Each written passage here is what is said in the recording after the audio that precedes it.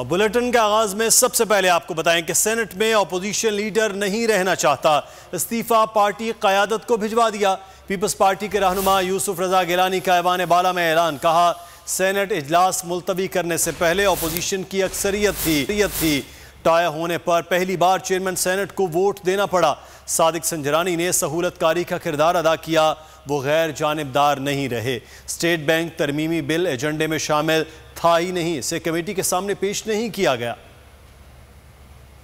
صاحب کا آج انہوں نے جو ہے وہ انڈائریکٹلی اس بل کے منظوری میں جو ہے وہ حکومت کا ساتھ دیا۔ نون لیگ کہہ رہی ہے کہ پیپلز پارٹی نے ایک مرتبہ پھر ہمارے ساتھ ہاتھ کر دیا۔ Kindly attend the Senate session to be held on Friday, the 28th January 10:30 AM. Kindly confirm your participation. اس میں نہیں لکھا ہوا کہ اسٹیٹ بینک کا بل پیش ہو رہا ہے۔ جب ووٹنگ ہوئی اس کے باوجود بھی 30 منٹس کے لیے آپ نے اجلاس ملتوی۔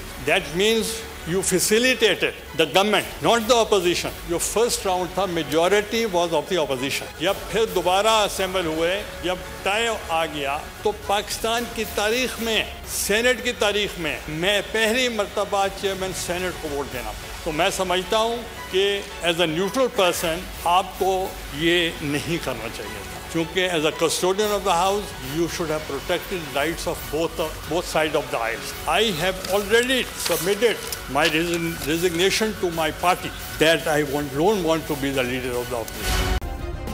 سبسکرائب کریں اور بیل دبائیں تاکہ کوئی خبر رہ نہ جائے۔